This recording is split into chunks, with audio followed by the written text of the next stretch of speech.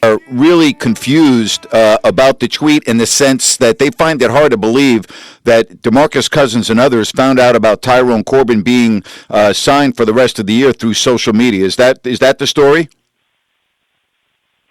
Hello? Yeah, Jason, can you hear me? Yeah, now I can, yeah. Is that? Yeah, I was referring got to the the last tweet. part. Yeah, I got the last part of that. Yeah, and I asked DeMarcus today, did he know that Tyrone Corbin was his coach for the whole year? He said no. We didn't all find out till last night, like everyone else found out. How does that happen, or are the players? What's your take? You're around the team every day at practice, after practice, and I'm just curious. Are they perplexed? Are they bewildered? What's going on?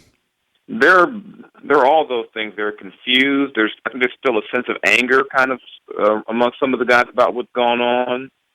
They feel like they don't really understand what's going on with the front office. A lot of them are still mad because they don't understand why Michael Malone's not their coach. They don't understand in essence, what they did so wrong to get Michael fired. And, Jason, and a lot of them feel like when they hear things like, we were 5-1, but the style of play still wasn't what we wanted to see, they feel like, well, we were winning games and it didn't matter. And this is a lot of guys on this team who have never won before. So they're really confused. A lot of them are really confused about what's going on right now. Well, I thought the comments after the Knicks game, Jason, by DeMarcus Cousins and Rudy Gay were very telling when they openly criticized the style of play, and they were like, we can't play like that. Yeah, and, and you watch them, you see they can't play like that. You see DeMarcus not getting across half court a lot now, and you see Carl Landry a couple of games ago couldn't get across half court. They're kind of just stopping and watching and saying, okay, well, let's see if they shoot, and if they shoot, I can stay back here. And it really takes away from what DeMarcus does well. I think he may still be getting numbers, but it's not the way it's not the way he probably should be getting his numbers. And he's getting frustrated. He was frustrated last night. He got 12 shots in a game where he makes 9 of his shots, and then in the fourth quarter, basically goes 8 minutes without a shot. And he gets that dunk at the end, but that dunk, a lot of that was frustration because he wasn't seeing the ball, and just the way they're playing right now is it's not working with him at all. Jason Jones covers the Sacramento Kings for the Bee. You can check out everything on sacbee.com as well. You also put something out via Twitter, for what it's worth, that you didn't feel that the front office was high, and I'm paraphrasing because I don't have it right in front of me, that it would not be George Karl. Now, George has been the popular name for obvious reasons. What is it about George Karl that you feel the Kings front office is not going in that direction? There's been kind of some questions or some kind of concerns about how his personality would blend with DeMarcus. George was a likable guy, but he does have a strong personality, and there's kind of some concern about exactly how would George and DeMarcus work together. Even though some people feel it would be fine, there are people who kind of wonder, they don't know.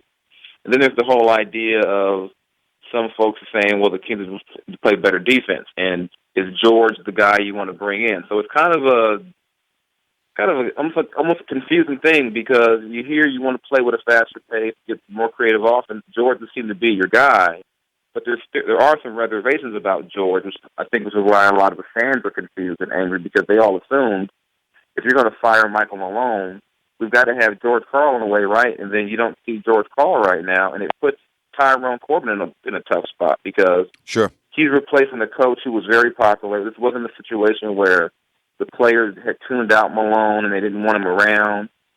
Ty's kind of inherited a situation where, hey, he's the coach now, but he's got a bunch of guys who are just kind of, almost in a mental funk right now, and Ty said it more than once. These guys have been through a lot the last couple of weeks. Listen, I don't know if George Karl's on the radar or not, but I do know this. He's coached enough different teams with enough players. He's dealt with just about every personality you can deal with, from Gary Payton and Vin Baker to the situation trying to implement Melo with everything in Denver. I mean, I would think, and again, I don't know if George Karl's going to be the coach or not, but when it comes to dealing with personalities, I would think he's seen it all and done it all, hasn't he? Yeah, you would think so, but, then again, I wouldn't have thought that after, 24 games, Michael Malone would get fired.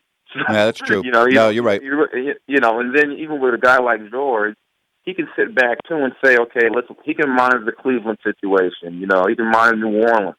he can sit back and say, you know what, maybe I don't have to go to Sacramento. Maybe things blow up in Cleveland and I can try to slide in there and, get LeBron. So, George will be in a good spot this all season. So the Kings are definitely not in a situation where they can just bank on getting anybody right now. Would you say that the players are mad?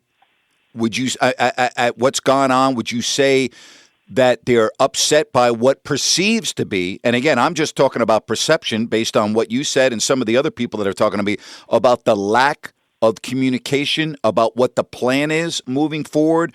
I mean, they're confused, obviously, about the style of play because DeMarcus and Rudy talked about it after the Knicks game.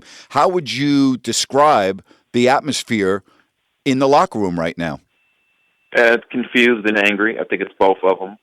I mean, they're confused, by the changes, and they're angry just because they don't understand why these things are. They really don't understand why it's going on.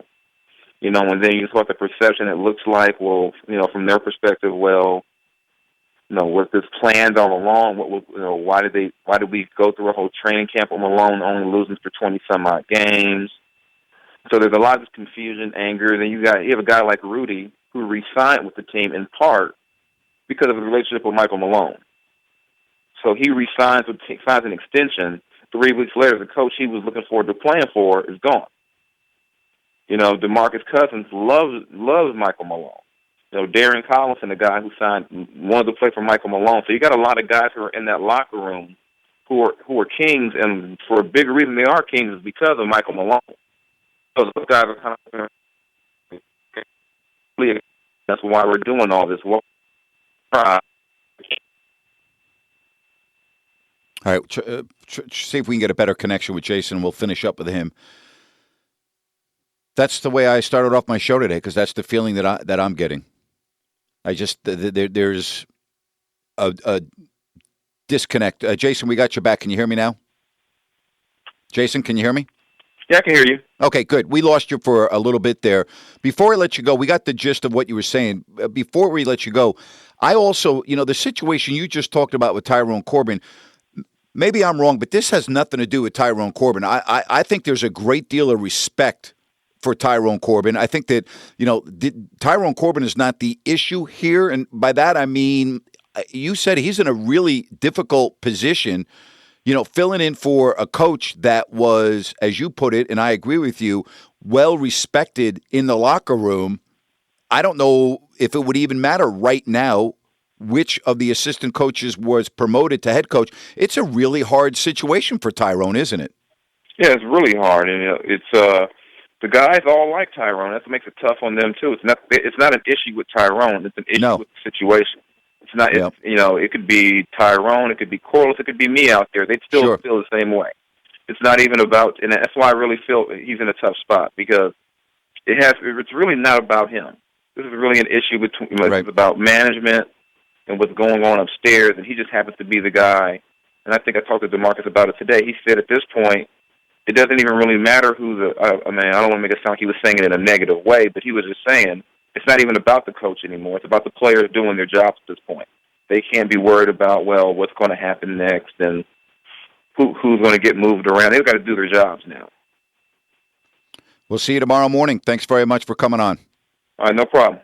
All right, take care. Jason Jones of the B right here on KHTK Sports 1140. All right, let's get to Peter. Peter, you're on with Grant Napear. Go right ahead, Peter. Hi, Grant. Thanks for taking my call. Yeah, thank you. Well, I want to make a comment on DeMarcus Cousins, whatever he said yesterday. I think they know, my point, they already know what their identity is. They already know what kind of, what their strong points are. And I think they want to go back to how they were playing in the first part of the season when they're winning. Obviously, they want to go to that style of play. And do you think that's going to be like a problem? Because obviously the management want to go in a different direction, but they know what their strengths are, and that's the kind of style of play they want to play. I mean, if you sign your MVP, play your best player, and that's how that's the strong point. And do you think that's going to be a problem long term? Well, the reality is on any team, players don't coach the team. That's why you have a coach, and players play the way they are told to play because that's their job. So players may wish to play a certain style, but ultimately that's determined by the edict that's coming from the coach because that is the job of the coach. All right, thanks, Ryan. All right, hey, thank you. Appreciate it. All right, let's get to Sean. Sean, you're on with Grant Napear. Go ahead. Hey, Grant. Happy holidays. Same to you. Hey, so initially I was going to ask you about what you thought of this high tempo offense, and if it was possible to play while playing defense, because a lot of our problems now are the lack of defense now that Malone's gone. But the players are saying that it's not possible. So if the players are saying it's not possible, what do you think? You think it's probably not possible, right? Well, but listen, if the players don't buy into it, regardless of what a coach is telling them, then it doesn't matter. Because if the players are not buying into it, which they're in my opinion, they're not, then it doesn't matter what the message is from the coach. And I think that's part of the problem. And I think there's been a real misconception about the style of play that management wants.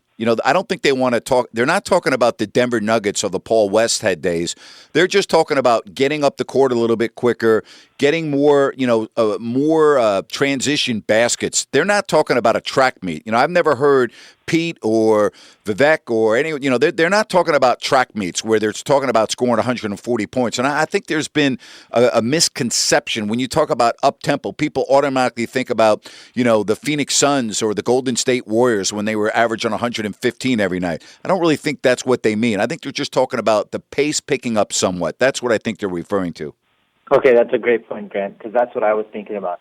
And one more thing, what do you think of DeMarcus's comments yesterday about there was apparently comments about, people buying in. And now that Tyrone's coach, there are people saying that, people are not buying in. But what do you think of his comments? I don't know if you heard him yesterday. I think DeMarcus is as frustrated as he's been at any point this year. I think he's disturbed about what's going on. I know for a fact he's not happy with what's going on, and I think he's just voicing that, okay, as we're now making this transition, we need everybody in this locker room to be, playing at a different level than they've been playing. I personally feel that's what it was meant by that. Thanks, Grant. All right, hey, thank you. Ken, you're on with Grant Napear. Hi, Ken. Hey, Grant, how's it going? Ken, what's up? Well, I just wanted to let you know that, I used to be a Kings fan a long, long time ago. We had season tickets and blah, blah, blah, and the whole Maloof thing happened. And then I saw Vivek and Pete come in, and I rallied my family up, and I said, let's go get some seats. So we got 6 seats for my entire family, Grant. And we try to come as often as we can. But one of the things that we really enjoyed was all the focus groups that Vivek and Pete put together, to get the feedback from all of our fans and, how to improve the team and so forth. And I think that by this firing of the coach being so abrupt, it kind of flies in the face of that. So, number one, I agree that the people that we're talking about, very intelligent people. However, I also agree that all those intelligent people don't pay the bills. The fans pay the bills, and the fans are the ones that aren't happy right now. The sports writers aren't happy. The team's not happy. So I'm just wondering, are they that much smarter than us? And if they are, then why don't you get somebody on the show or get them out here, tell us what we don't know that's privy behind the scenes so that we can understand why they blew something up that every single person got behind, every single person bought in. They sold season tickets faster than any other franchise to fill up, and then you throw all your focus groups out the window, you throw everything out the window. Well, listen, are you listening, Pete and Vivek? Because this is your focus group, and this is what your fan base is telling you. You have made a mistake. If you don't think that we're right, then you come out and you tell us why we're wrong, okay? And quit letting it wallow around. Hey, we're Kings fans. We fought for this team to come back, okay? We deserve somebody to come out and tell us why you're so smart and we're so dumb. Well, Ken, I don't know if you listened to the opening of my show, but that was my 20 minutes to open up my show. Well, I'm sorry, man. I caught it on the backslide. I was coming back, and I'm like, you know what? When I got my letter about DeMarcus, and then they told him, he needed to be a good boy because he blew up on the audience. And I told my wife, that ain't going to happen no more because they're going to sit him down and tell him, you're going to run the brand. We just paid you $80 million. You're the focus point, and he bought into it. He was very, very good at the end of the year. He was very, very good all year. He came in the best he's ever done. And then you guys jerked the rug right out from underneath them. They're the ones that are killing the brand. They're the ones that are making people not want to go to the game. And 90% of the phone calls that I hear from people calling in are complaining about what they're doing. So if we're wrong and you're right and you're smarter than us and you guys know what you're doing, then come out and let us know what's going on, because something's going to happen. DeMarcus is already starting to blow up on the court. He's yelling at Nick the other day, and he's just a freaking rookie. He's not mad at Nick. He's mad at the way that they're playing. You got the best low-post player in basketball, probably in the last 5 years, and you don't want to utilize him the right way. Well, you know what? Sometimes when you come to a conclusion, even Sherlock Holmes says, sometimes if it's not the obvious, it's something else. Well, if it is something else, then come out and let us know. Get Pete on the show. Get Vivek on the show. Tell us, why did you fire the coach? I don't care about your philosophical styles. If you didn't have a backup plan, it's the old adage, Grant, you don't quit your job until you've got another one lined up. Ken? That's all I got. That's my Ken's rant of the day. Well, Ken, I got to tell you, I might just play that back in about 15 minutes when it's time for Grant's rant. How does that sound? Well, let me tell you something. When I took my kids, okay, in 2002, I took my little ones with me. Now I'm taking my grandkids. And Wow. They want to know, how come they just fired the coach? So if they can explain that to me and get on radio and explain it to everybody else so that I don't have to keep answering those questions, because I don't have an answer for them. Ken, I don't have an answer. Happy New Year, Ken. Thanks. Bill, you're next here on the Grant Napear Show. Hi, Bill. Hey, how do I follow up Ken? That's crazy. Great call. I'll tell you, good luck. Hey, I just wanted to comment, my two favorite franchises in sports are the 49ers and the Kings, and it's just been a heck of a last couple of weeks just dealing with the coaching issues, and I'm a little frustrated from a fan standpoint. But I just wanted to chip in and wonder if anybody else has mentioned the fact that, Corbin, was in Salt Lake City and, with Darren Williams, and I just wondered if there was some type of, idea behind possibly pulling the trade together and having Corbin coach Darren. I just didn't know if you'd had any insight on that possibly. I don't. I really don't. I don't. I'm curious if that was maybe a strategy behind why they're going to keep Corbin as the coach at the time being. From what I've heard, that trade talk is on the very last of the back burner, so I don't think that's going to happen based on what I've heard. Okay. All right. Hey, thanks for the call. All right, take care. Let's get to Ken. You're on with Grant Napear. Hi, Ken.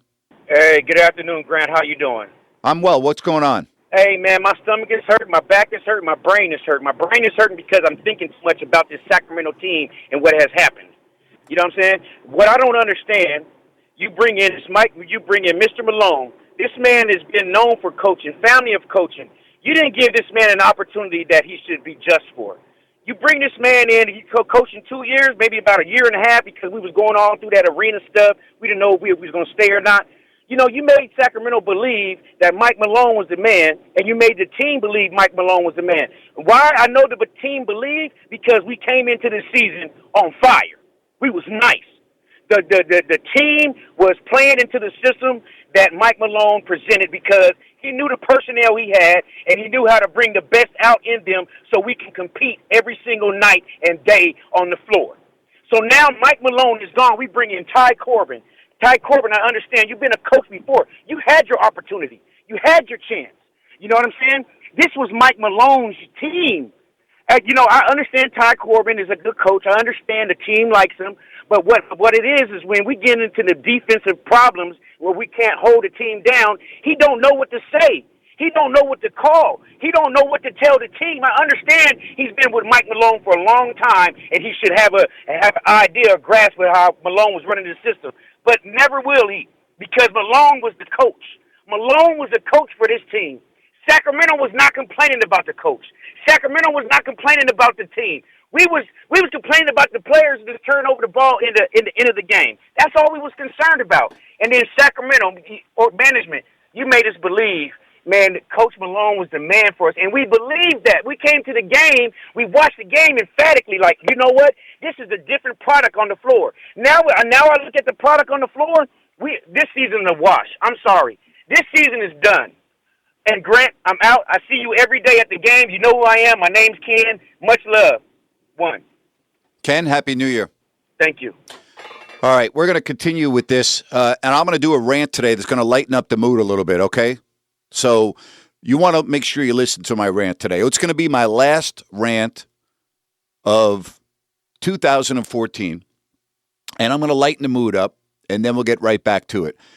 As I stated at 3 o'clock, okay, I think that the consensus of what's going on is unbelievably uniform. Okay, I've been doing almost, I would say, 98% of the opinions, they're all pretty much the same. I get it. And I said so at 3:05. We'll be with you right up until 7 o'clock. Again, don't go anywhere because you're going to want to hear the rant today. That's coming up here on KHTK Sports 1140.